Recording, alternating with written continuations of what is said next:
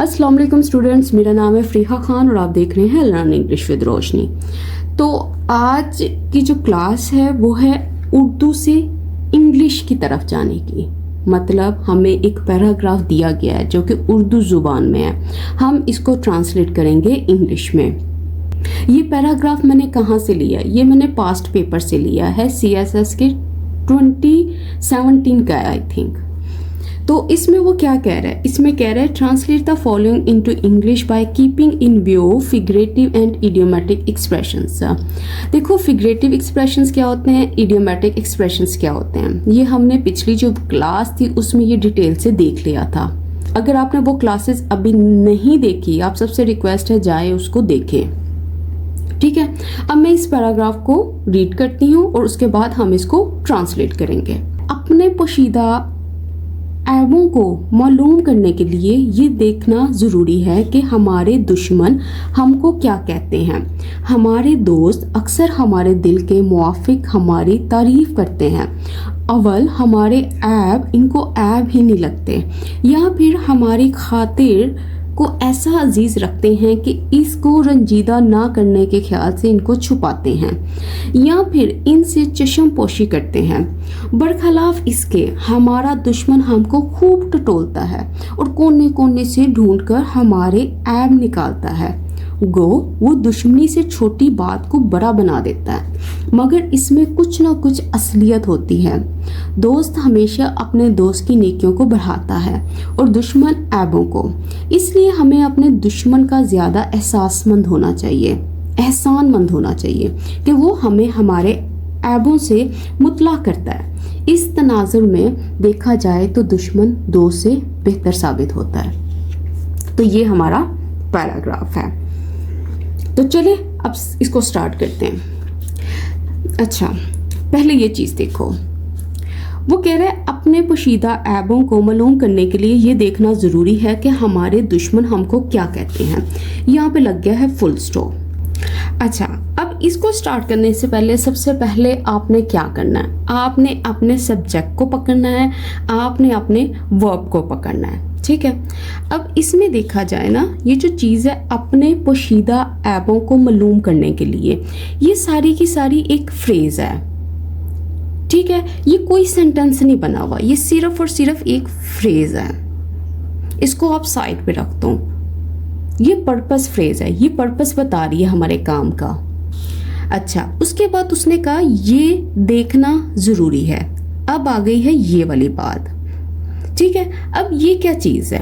ये बिल्कुल वही सेंटेंसेस हैं जो मैंने आपको एडिटोरियल में बताती आई हूँ कि ये वो सेंटेंसेस होते हैं जिसमें कोई एक्शन हो नहीं रहा होता। ठीक है, ये बिल्कुल उसी तरह से होते हैं जैसे हम ये कहते हैं कि फ़लाँ पर्सन डॉक्टर है, फ़लाँ पर्सन इंजीनियर है, फ़लाँ पर्सन ये है वो है, या ये चीज़ अच्छी है या ये चीज़ बुरी है। ठीक है, इसमें कोई एक्शन नहीं हो रहा, वो सिर्फ और सिर्फ हम इसमें is am are was word को यूज़ करके इस सेंटेंस को बनाएंगे। ठीक है, उसके बाद उसने कहा कि मतलब यहाँ पे आके कंजंक्शन, अगर इसका मतलब है इसके बाद कोई और क्लॉज हो सकती है। अच्छा, कौन सी क्लॉज है? उसने कहा कि हमारे दुश्मन हमको क्या कहते हैं। अब उसमें सब्जेक्ट कौन है? सब्जेक्ट है दुश्मन। ठीक है, अब एक्शन क्या हो रहा है? एक्शन है कहने का। ठीक है, ये हमारी वर्ब हो गई, ये हमारा सब्जेक्ट हो गया, और उसके बाद ये हमारा सब्जेक्ट हो गया, और ये वाली जो चीज़ है ये सब्जेक्ट कॉम्प्लीमेंट हो गई। यहाँ तक हमने अपना स्ट्रक्चर बिल्ड कर लिया। अब हम इसको लिखते हैं। देखो, सबसे पहले आपने ये चीज़ देखनी है, पोशीदा ऐब। ठीक है, अपने मतलब हमारी बात हो रही है, हम सबके। ठीक है, उसके लिए आप आवर का यूज़ करोगे। पोशीदा मतलब आप ये कह सकते हो हिडन। अच्छा, हिडन क्या चीज़ है? उसने कहा ऐबों को। ऐब क्या चीज़ें होती हैं? देखो, इसके लिए आप 2 से 3 वर्ड्स को यूज़ कर सकते हो। एक है फ्लॉज, दूसरा आप फॉल्ट्स भी यूज़ कर सकते हो, आप शॉर्टकमिंग्स भी यूज़ कर सकते हो। तो इनमें से आप कोई भी यूज़ कर सकते हो। ठीक है, अच्छा, उसके बाद उसने कहा मालूम करने के लिए। देखो, मालूम करने के लिए आप क्या यूज़ करोगे? आप यूज़ करोगे फाइंड आउट। ठीक है, टू फाइंड आउट। या आप कह सकते हो इसका पता लगाने के लिए, दोनों का मतलब सेम है, ठीक है, टू नो। इनमें से आप कुछ भी यूज कर सकते हो। इसके अलावा भी अगर कोई चीजें आ सकती होंगी तो जब हम सेंटेंस बनाएंगे उसमें मैं आपको बता दूंगी। अच्छा, ये तो सारी की सारी फ्रेज यहाँ पे फिनिश हो गई। उसके बाद उसने कहा ये देखना जरूरी है, मतलब कौन सी चीज जरूरी है, देखना जरूरी है। तो सबसे पहले आपने करना है ये जरूरी है। ये जरूरी है मतलब इट इज नेसेसरी, या आप कह लो इम्पोर्टेंट, कि ये जो चीज़ है ये अहम है। अच्छा, क्या कौन सी चीज़ नेसेसरी है, कौन सी चीज़ इम्पोर्टेंट है? उसने कहा टू सी, देखना, ये वाली चीज़ जो है ये इम्पोर्टेंट है, ये वाली चीज़ नेसेसरी है। उसके बाद इसने कहा कि हमारे दुश्मन हमको क्या कहते हैं, ठीक है। अब ये जो के वाली चीज़ है ना, इसको अभी आप यहीं पे रख दो, ठीक है, इसको मैं बाद में बताऊंगी। आप ये देखो, हमारे दुश्मन कहते हैं, हमारे दुश्मन मतलब आवर एनिमीज। अच्छा, क्या करते हैं, कहते हैं से, हमको, किसको, हमको मतलब टू अस। तो अब नेक्स्ट स्टेप क्या है? नेक्स्ट स्टेप यही है कि मैं अपने इन छोटे छोटे वर्ड्स को, जो ब्रिक्स मैंने इकट्ठी की हैं, इनको मैं कंबाइन करूं और एक सेंटेंस बनाऊं, ठीक है, अपने पोशीदा ऐबों को मालूम करने के लिए। अब इसमें जो अहम चीज़ है ना वो ये है मालूम करना, ठीक है।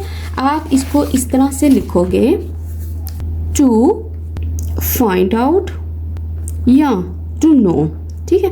उसके बाद आपने इससे क्वेश्चन करना है, ठीक है, क्योंकि ये वर्ब से मिलकर बना है ना। इन्फिनेटिव क्या होता है, टू प्लस V1, ठीक है। आप उससे पूछो टू नो व्हाट, किस चीज़ को जानना है, किस चीज़ को फाइंड आउट करना है, आपको पता चलेगा। उसने कहा अपने पोशीदा ऐबों को, ठीक है, इनको फाइंड करने के लिए, इनको जानने के लिए।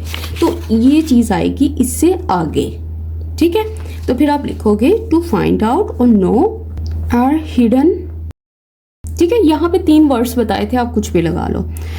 उसके बाद उसने कहा था ये देखना जरूरी है, इट इज नेसेसरी।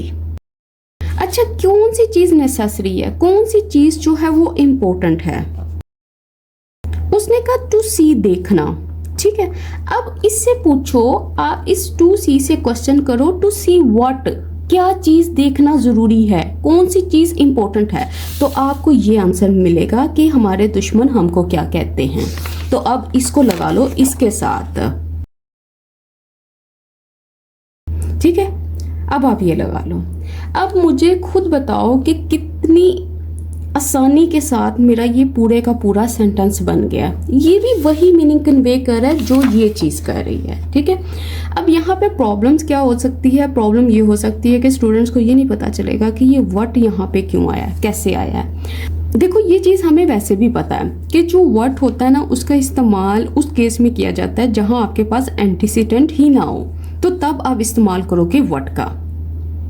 वरना हमें पता है कि जो हु है वो कहाँ इस्तेमाल होता है, विच कहाँ पे इस्तेमाल होता है, दैट कहाँ पे इस्तेमाल होता है। अब यहाँ पे जो चीज़ इस्तेमाल हो रही है वो है व्हाट, और आपका फोकस होना चाहिए अभी इस चीज़ के ऊपर, क्योंकि ये चीज़ें मैंने पहले एक्सप्लेन की हुई हैं कि दैट कहाँ पे आएगा, कौन सी क्लॉज बनाएगा, रिस्ट्रिक्टिव बनाएगा, नॉन रिस्ट्रिक्टिव बनाएगा। ये चीज़ें हम पिछली क्लासेस में कर चुके हैं। अच्छा, अब बन गया है हमारा कंप्लीट सेंटेंस।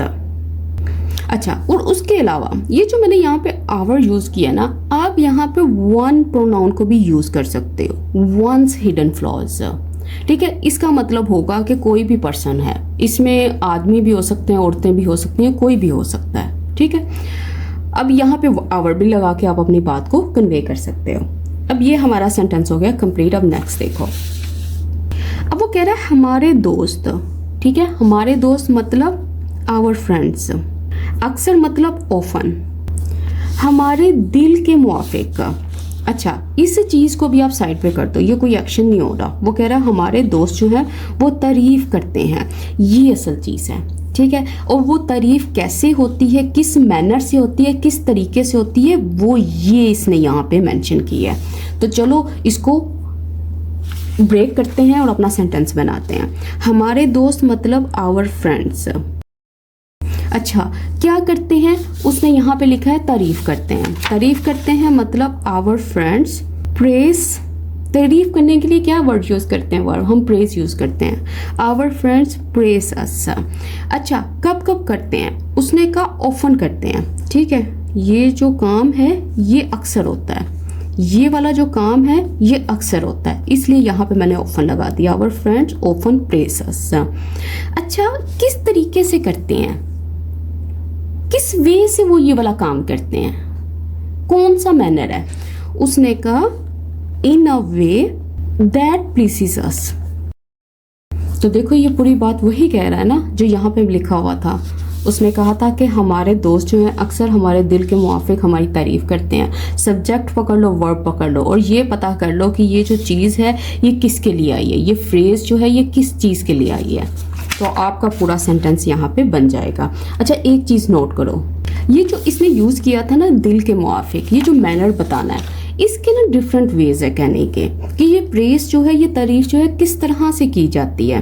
इसके लिए आप डिफरेंट फ्रेजेस का यूज़ कर सकते हो। ठीक है, अब यहाँ पे मैंने यूज़ किया इन अ वे, उस तरीके से जिस तरीके से हम खुश होते हैं उस तरह से ये तारीफ करते हैं। इसके अलावा आप यूँ भी कह सकते थे कि इन वेज, उन तरीकों से दैट प्लीज अस, या आप कह सकते थे कि in a way that suits our liking.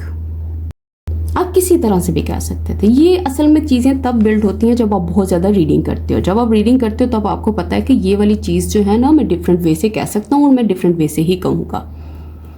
ठीक है, अभी हमने क्या किया, हमने सिर्फ सिंपल वर्ड्स उठाए हैं और सिंपल वर्ड्स उठा के हमने अपना सेंटेंस यहाँ पे कंप्लीट कर लिया। अब जल्दी से आगे देखते हैं।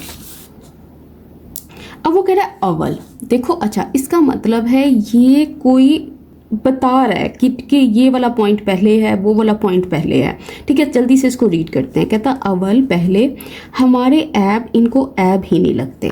ठीक है, अब ये चीज़ यहाँ पे ये पूरे का पूरा एक सेंटेंस बना हुआ है। ठीक है, या अब इसका मतलब है एक वो कर रहा है, ऑप्शन दे रहा है, दो चीज़ों की बात कर रहा है।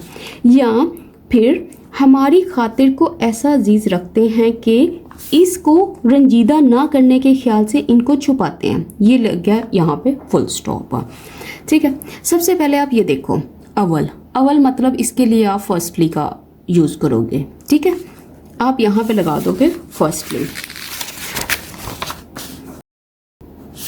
अच्छा, उसने कहा हमारे ऐप मतलब आवर फॉल्ट्स और आवर फ्लॉज।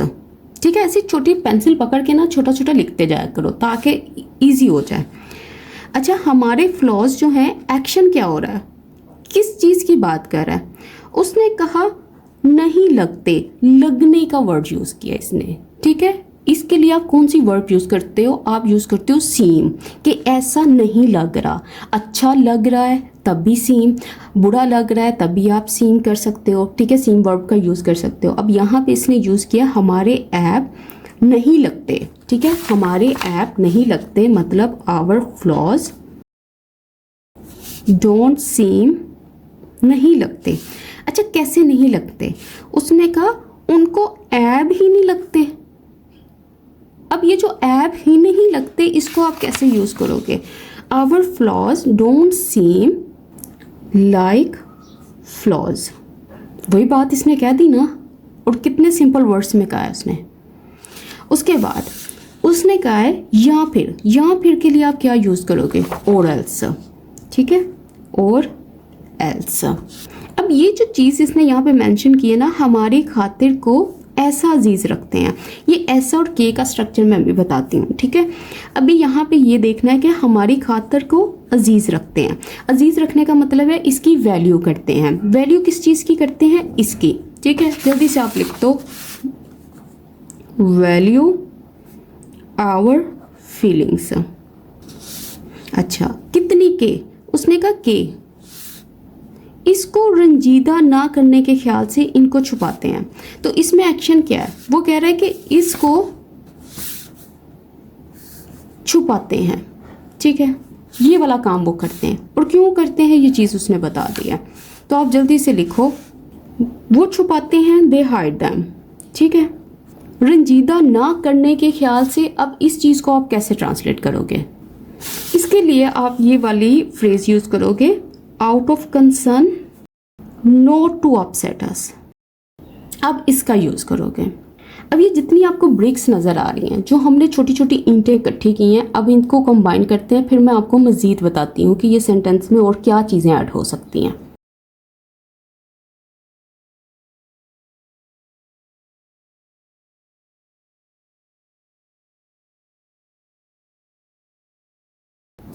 अब इसको रीड करते हैं, फिर आपको खुद ही कमी पता चलेगी। अच्छा, उसने कहा है कि यहाँ पे उसने बात की है कि और हमारे ऐप इनको ऐप ही नहीं लगते। ठीक है, पहली बात अव्वल उसने कहा, फर्स्टली हमने यूज़ किया, हमने कहा our flaws do not seem like flaws to them. ठीक है, उसके बाद उसने कहा या फिर, ठीक है, मतलब दो बातें कर रहा है कि एक तो उनको ऐप नहीं लगते और दूसरी क्या चीज़ है, या फिर वो हमारी खातिर को ऐसा अजीज़ रखते हैं। अच्छा, इसके लिए मैंने लिखा कि दे वैल्यू आवर फीलिंग्स। उसने कहा इतना अजीज़ रखते हैं, मतलब ऐसा अजीज़ रखते हैं कि हमको रंजीदा ना करने के ख्याल से इनको छुपाते हैं। तो इसके लिए मैं यहाँ पे यूज़ करूँगी और they value our feelings so much, इतना कि वो इतना हमारी फीलिंग्स को वैल्यू करते हैं कि दे हाइड दैम, वो छुपाते हैं, वो उनको छुपा देते हैं। जितने हमारे फ्लॉज हैं, दे, आप ये भी कह सकते हो, they hide our flaws out of concern not to upset us. अब ये जो चीज़ मैंने यहाँ पे लिखी है ना, आउट ऑफ कंसर्न, इसका मतलब क्या होता है? देखो, इसको ना अच्छे से समझ लो। इसका मतलब होता है, अगर आप इसको रिप्लेस करना चाहो ना, तो इसका मतलब होता है बिकॉज दे केयर या दे आर वरीड।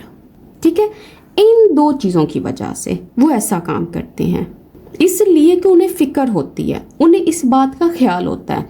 अक्सर आप ऐसे सेंटेंसेस बोलते हो ना कि ही स्टेड क्वाइट, वो खामोश रहा। अच्छा, क्यों खामोश रहा? ये जो चीज़ है ना, बिकॉज दे, यहाँ पे आप कहोगे out of concern for her feelings, मतलब वो इसलिए खामोश रहा क्योंकि वो हर्ट नहीं करना चाहता था उसकी फीलिंग्स को, मतलब वो उसकी फीलिंग्स को केयर करता था, वो इस चीज़ को लेके वरिड था। तो ये होता है आउट ऑफ कंसर्न। या एक और सेंटेंस देखते हैं ताकि ये चीज़ और क्लियर हो जाए। जैसे आई कॉल्ड माई ब्रदर। अच्छा, मैंने क्यों कॉल किया उसको? आउट ऑफ कंसर्न, क्योंकि मैं इस चीज़ को लेकर केयर करती हूँ, इस चीज़ का मुझे ख्याल है, इस चीज़ को लेकर मैं वरीड होती हूँ, इसकी मुझे फिक्र होती है। वो क्या है? फॉर हिज हेल्थ, कि मैंने अपने भाई को कॉल की क्योंकि मुझे उसकी हेल्थ की फिक्र है, उस चीज़ का ख्याल है।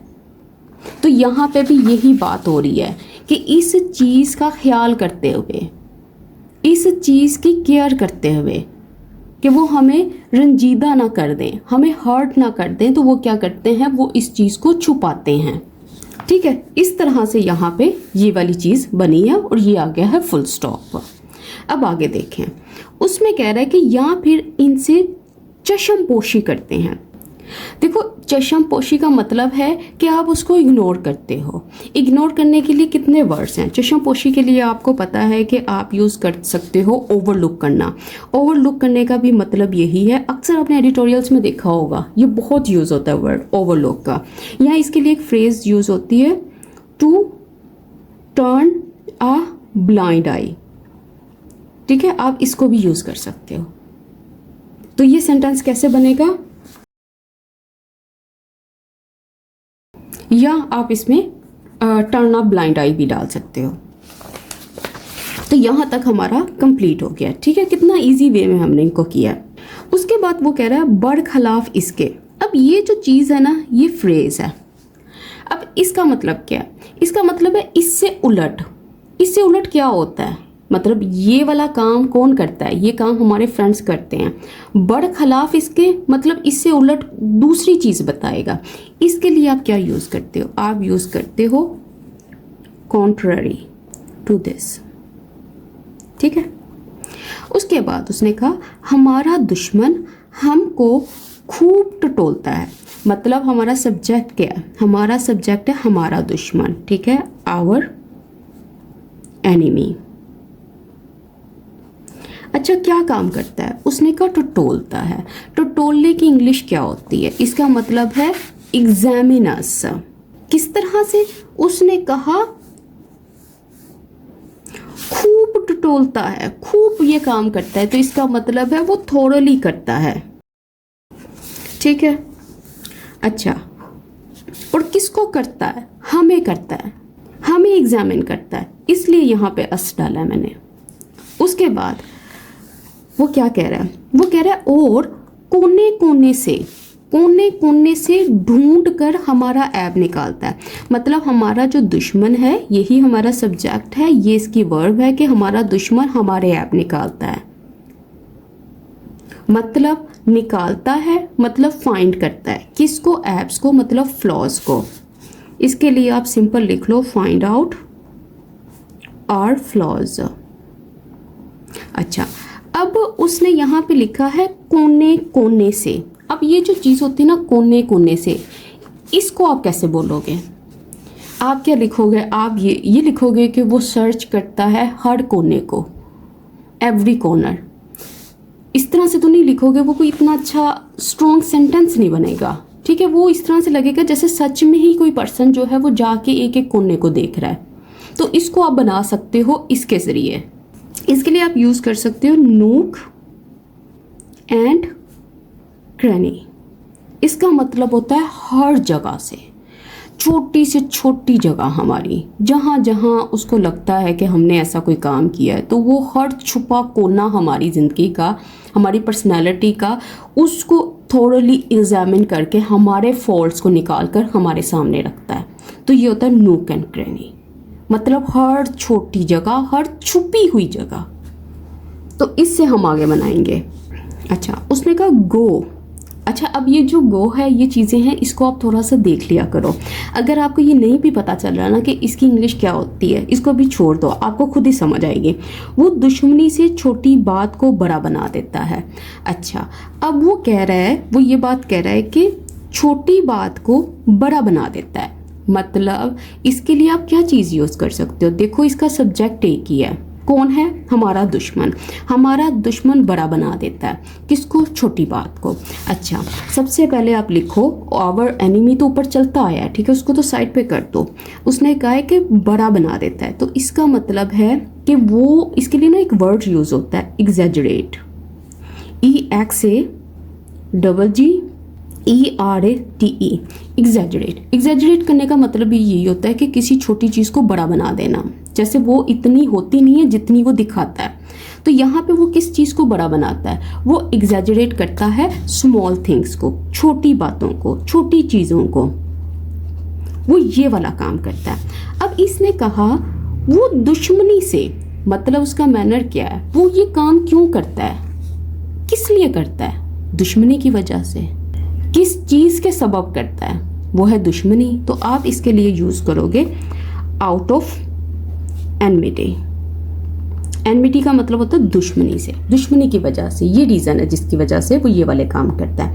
अब देखो, हमारी ब्रिक्स जो है वो सारी रेडी हो गई हैं, ठीक है। यहाँ पे आ गया फुल स्टॉप। अब हम इनको कंबाइन करते हैं और देखते हैं किस तरह से हमारा सेंटेंस बनता है।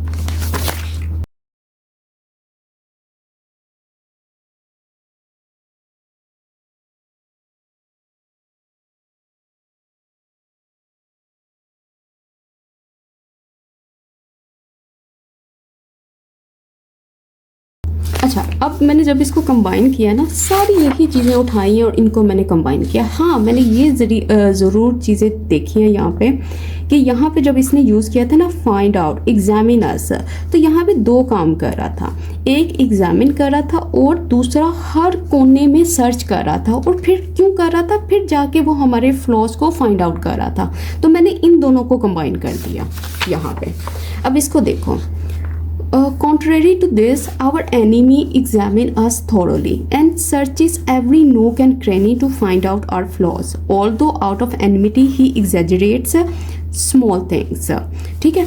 अच्छा, अब ये देखो, यहाँ पे इसने वर्ड यूज़ किया था गो का, ठीक है। इसके लिए आप यूज करते हो ऑल्दो, इवन दो, ठीक है, इसका इस्तेमाल करते हो। और ये जो इसने यूज किया था ना, दुश्मनी से ये वाला काम करता था, प्यार से ये वाला काम करता था, उसके लिए आप यूज करोगे आउट ऑफ एनमिटी या आउट ऑफ लव, कि उसको प्यार है वो इसलिए ये काम करता है, उसको दुश्मनी है इसलिए वो ये वाला काम करता है, ठीक है। एनमिटी के अलावा एक और वर्ड होता है हॉस्टिलिटी, ये भी होता है। और एग्जैजरेट करने का मतलब मैंने आपको समझा दिया, छोटी चीज को बड़ा करके दिखाना, मतलब वो मैग्नीफाई कर देता है, स्मॉल थिंग्स को, छोटी चीजों को मैग्नीफाई कर देता है, उसको बड़ा करके दिखाता है। और ये जो चीज आपको लग रही है ना कॉन्ट्ररी टू दिस, अब ये जो चीज है ये कंट्रास्ट शो कर रही है, ये कंट्रास्ट बता रही है। अच्छा, अब उसके बाद वो क्या कह रहा है, वो कह रहा है मगर इसमें कुछ ना कुछ असलियत होती है, फिर लग गया फुल स्टॉप। वो कह रहा है मगर मतलब अगर, मगर मतलब बट का यूज करेंगे, बट इसमें कुछ ना कुछ असलियत होती है, मतलब इसमें असलियत का मतलब क्या है, इसमें कुछ ना कुछ सच होता है। तो आप क्या करोगे, आप यूज करोगे बट, देयर से बनाओगे, ठीक है, वहां होता है ना, उस चीज में होता है, there is some truth in it, ठीक है। अच्छा, अब ये जो चीज है ना, there is some truth in it, इसको डिफरेंट वे से भी आप बना सकते हो। अच्छा, उसने कहा सम ट्रूथ इन इट, इसके लिए आप ये कह सकते हो कि उस बात में कोई एलिमेंट होता है सच्चाई का, ठीक है। आप इस तरह से भी बना सकते हो, there is some element of truth in it, ठीक है। या आप कह सकते हो अ ग्रेन ऑफ ट्रूथ, या आप कह सकते हो कि इसका कोई पार्ट जो है वो सच्चा होता है। तो ये डिफरेंट वेज हैं एक ही बात को कहने के। अगर आपने इस तरह से भी कह दिया तो ये भी ठीक है। वो कह रहा है दोस्त। अच्छा, अब दोस्त की बात कर रहा है, पहले भी दोस्त की बात की, फिर दुश्मन की बात की, अब दोस्त की बात कर रहा है। दोस्त हमेशा, अच्छा ये बता रहा है कि ये एक्शन जो है, जो एक्शन यहाँ पे मेंशन करेगा वो कब कब होता है, उसने कहा हमेशा ही होता है, ऑलवेज, ठीक है। अच्छा, वो क्या करता है, दोस्त नेकियों को बढ़ाता है, मतलब दोस्त का एक्शन क्या है, वो बढ़ाता है, वो इस चीज को बड़ा करके दिखाता है। किस चीज को, उसने कहा अपने दोस्त की नेकियों को, मतलब नेकियां मतलब गुड डीड्स, अच्छे काम, किसके, दोस्त की, मतलब फ्रेंड्स गुड डीड्स। अब जल्दी से इसको बनाते हैं। अच्छा, इस वक्त ना मैं मैग्नीफाई से बनाती हूँ ये वाला सेंटेंस। अच्छा, उसने कहा दोस्त हमेशा, दोस्त बढ़ाता है, ठीक है। अ फ्रेंड मैग्नीफाइज, किसको मैग्नीफाई करता है, उसने कहा गुड डीड्स को। अच्छा, किसके गुड डीड्स, उसने कहा ऑफ हिज फ्रेंड, उसके दोस्त के। अच्छा, और उसके बाद उसने कहा और दुश्मन ऐबों को, और दुश्मन किस चीज को मैग्नीफाई करता है, फॉल्ट्स को, फ्लॉज को। And an enemy magnifies the flaws, ठीक है। अब इसने यहाँ पे ये नहीं कहा कि वो दोस्तों के वो जो ऐब है उसको बड़ा करके दिखाता है, क्योंकि यहाँ पे इसने ऑलरेडी मेंशन कर दिया कि वो इन एक्शंस की बात कर रहा है ना, उनके अमलों की बात कर रहा है, उनकी डीड्स की बात कर रहा है, इसलिए उसने ऑलरेडी पहले यहाँ पे मेंशन कर दिया। तो ये देखो कितना इजीली ये सेंटेंस बना है। अगर आप सब्जेक्ट वर्ब को पकड़ते जाओ, वर्ब से क्वेश्चन पूछते जाओ, तो आपका सेंटेंस बनता जाता है। अब आगे देखो, कह रहा है इसलिए, देखो ये जो चीज़ होती है ना इसलिए, इसके लिए आप यूज़ करते हो देयरफॉर, ठीक है। अच्छा, देयरफॉर, अब इसको बनाते हैं देयरफॉर। अच्छा, यहाँ पे क्या होता है, हमें अपने दुश्मन का ज़्यादा एहसासमंद होना चाहिए। अच्छा, सब्जेक्ट क्या है, हम लोग हैं, वी, ठीक है। हमें क्या होना चाहिए, एहसानमंद होना चाहिए। एहसानमंद होने के लिए आप किस चीज़ को यूज़ करते हो, आप यूज़ करते हो थैंकफुल, ठीक है। इसका मतलब है थैंकफुल, ठीक है, हमें थैंकफुल होना चाहिए। अच्छा, किसका होना चाहिए, उसने कहा अपने दुश्मन का, टू आवर एनिमीज। देखा, मैंने यही कहा है ना कि आप वर्ब से क्वेश्चन पूछते जाया करो, आपको खुद ही आंसर मिलते जाएंगे और फिर पता चलता जाएगा ये चीज़ें कैसे बनी हुई हैं। यहाँ पे मैंने इससे पूछा थैंकफुल किसका होना है, किसका एहसानमंद होना है, किसका शुक्रगुजार होना है। उसने कहा अपने एनिमीज का, अपने दुश्मनों का। अच्छा, कि वो हमारे ऐबों से मुतला करते हैं। अच्छा, वो जो है ना, मतलब किसकी बात कर रहा है, एनिमीज की बात कर रहा है। ये वाले जो एनिमीज हैं, एनिमीज का जिक्र हो गया, यहाँ पे वो लगा है, मतलब प्रोनाउन आएगा। वो क्या करते हैं, वो मुतला करते हैं, मतलब वो हमें इन्फॉर्म करते हैं। ठीक है, अब इन्फॉर्म वर्ब से पूछो क्या इन्फॉर्म करते हैं, किस चीज़ के बारे में हमें आगाह करते हैं। उसने कहा हमारे ऐबों से। हमारे ऐबों से मतलब आवर फ्लॉज। बन गया सेंटेंस पूरा। अब इसको कंबाइन करो और इसको लिख लो यहाँ पे।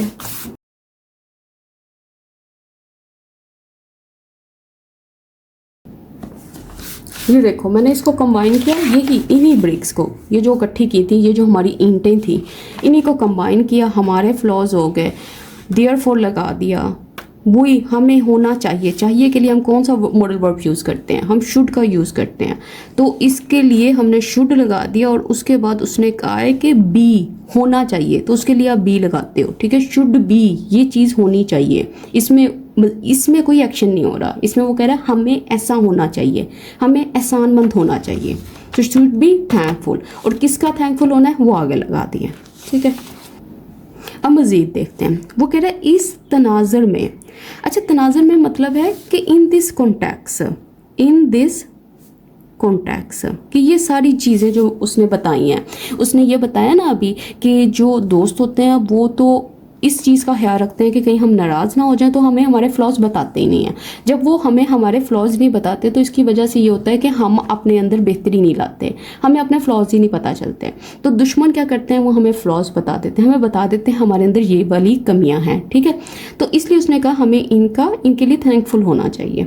तो अब वो कह रहा है इन दिस कॉन्टेक्स्ट, इस कॉन्टेक्स्ट में, इस तनाज़ुर में देखा जाए तो मतलब अभी आप ये समझ लो, अगर ऐसा देखा जाए तो आप ये कह दो कि अगर सीन हो, ऐसे इसको देखा जाए। ये बाद में इकट्ठा करते हैं। तो मतलब देन, दुश्मन दोस्त से बेहतर साबित होता है, दुश्मन साबित होता है। ठीक है, दुश्मन साबित होता है। किससे प्रूव होता है, फिर उससे क्वेश्चन पूछोगे ना तो ये आंसर आ जाएगा।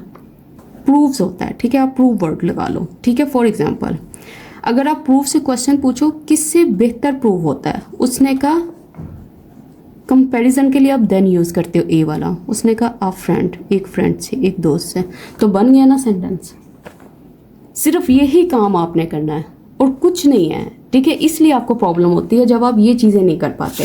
अब इसको कंबाइन करते हैं, फिर देखते हैं क्या निकलता है। अच्छा, अब देखो इसको कंबाइन किया तो बन गया इन दिस कॉन्टेक्स्ट, इस सारी सिचुएशन में द एनिमी प्रूव्स। अच्छा, प्रूव्स के बाद आप टू बी भी लगा सकते हो, मतलब एनिमी प्रूव्स टू बी, वो ये प्रूव करता है, ये साबित करता है होना, क्या होना, कि वो बेटर है। किससे बेटर है, इसके लिए THAN वाले देन को आप यूज़ करोगे। देन किससे, अ फ्रेंड, एक दोस्त से। तो यहाँ से यहाँ तक हमारा बन गया पूरे का पूरा पैराग्राफ। देखो कितने ईजी वे से हम लोग चले हैं और कितने तरीके के साथ चले हैं। सेंटेंसेस को देखा, जहाँ पे फुल स्टॉप लगा है वहाँ पे स्टॉप हुए हैं। फिर हमने क्या किया, हमने अपने सब्जेक्ट वर्ब को पकड़ा। जब सब्जेक्ट वर्ब पकड़े जाते हैं ना, तो तब हमें ये समझ आ जाती है कि इनमें फ्रेज कौन सी है और इसमें वर्ब का ऑब्जेक्ट कौन सा है, प्रपोजिशन का ऑब्जेक्ट कौन सा है। ये सारी चीज़ें खुद ब खुद क्लियर होती जाती हैं। तो इस तरह से हमने ये सारे का सारा पैराग्राफ जो है, ये जो आपके सामने है, ये सारा हमने ट्रांसलेट कर लिया। ठीक है, तो इसके साथ ही अब आज की वीडियो तो कंप्लीट होती है। अगर आपको ये वीडियो अच्छी लगी हो तो प्लीज़ सब स्टूडेंट से मेरी रिक्वेस्ट है कि इस चैनल को सब्सक्राइब करें, इस वीडियो को लाइक करें और इसको ज़्यादा से ज़्यादा शेयर करें। आप सबसे मेरी ये एक हम्बल रिक्वेस्ट है। तो इसके साथ ही मुझे इजाज़त दें। अल्लाह हाफिज़।